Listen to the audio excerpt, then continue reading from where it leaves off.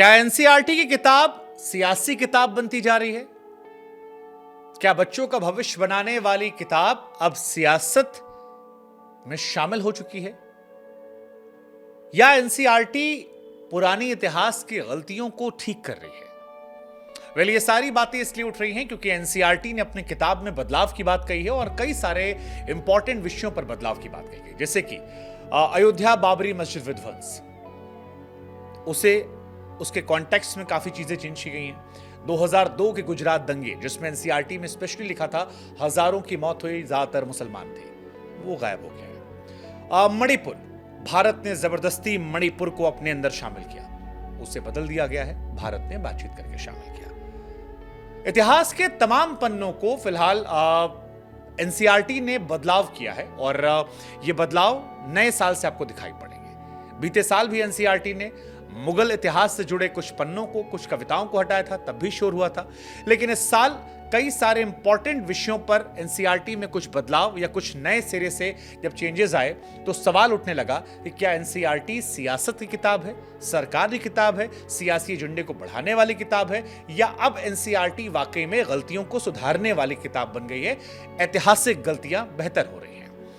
दरअसल स्कूली छात्रों को किताबों से अयोध्या में बाबरी मस्जिद विध्वंस, 2002 के दंगे और हिंदुत्व के संदर्भ को हटाना, मणिपुर के भारत में विलय, ऐसे तमाम टॉपिक्स जो संवेदनशील टॉपिक है उन्हें बदला गया है। 12th की पॉलिटिकल साइंस में पहले यह दर्ज था कि अध्याय 8 में कि जब बाबरी मस्जिद कांड हुआ था तब हिंदुत्व की सियासत की शुरुआत हुई थी, बीजेपी की शुरुआत हुई थी। इसमें बाबरी मस्जिद वाले में ऐसा कोट किया गया था।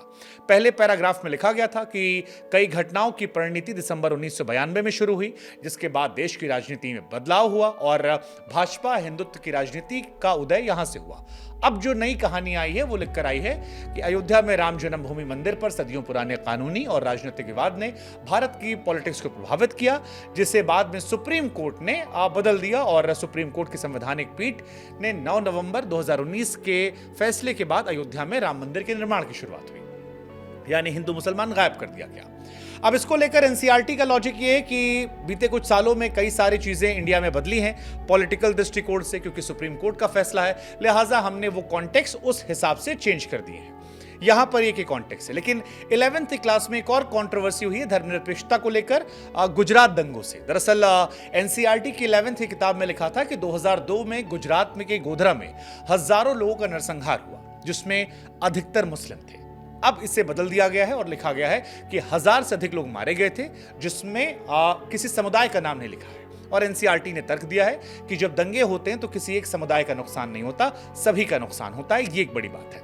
पीओके को लेकर भी चर्चा हुई है। पीओके को लेकर लिखा गया था पहले आजाद कश्मीर, अब उसे बदल दिया गया है और पीओके के बारे में बताया गया कि ये इंडिया का इलाका है जिसे पाकिस्तान ने कब्जा कर रखा है। दरअसल पहले यह था कि पाकिस्तान उसे जो ये इलाका था उसे हम एनसीईआरटी में आजाद पाकिस्तान के तौर पर कहते थे, लेकिन अब जो एनसीईआरटी में टेक्स्ट आएगा उसमें रहेगा कि ये इंडिया का इलाका है जो पाकिस्तान के अवैध कब्जे में है और इसे हम पाकिस्तान अधिकृत जम्मू कश्मीर कहते हैं, पीओजे, जिसे इंडिया अपना हिस्सा बताती है। अब क्योंकि ये इंडियन गवर्नमेंट की जो करंट स्टैंड है उससे पूरी तरह मेल खाता है, लिहाजा इसको लेकर सवाल खड़े हो गए हैं।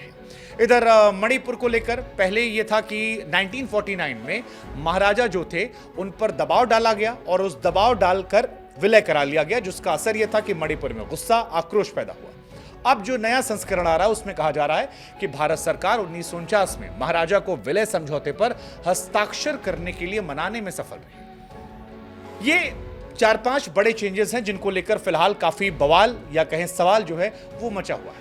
हालांकि ये किताबें अभी बाजार में नहीं आई हैं, चीजें आएंगी, लेकिन एनसीईआरटी ने पिछले साल भी कुछ बदलाव किए थे, जिसमें 12वीं की कक्षा में इतिहास, नागरिक शास्त्र के सिलेबस से मुगल काल को हटाया गया था, मुगल साम्राज्य के चैप्टर को हटाया गया था, कुछ नई कविताएं और पैराग्राफ भी हटाए गए थे। इसी वजह से हमारा ये सवाल है कि चाहे वो पीओके हो, मणिपुर हो, अयोध्या हो, गुजरात हो, इन चारों में जो बदलाव किए गए हैं, या आपको पॉलिटिकल लगते हैं या हिस्टोरिकल मिस्टेक को ठीक करने का एक बड़ा कदम लगते हैं?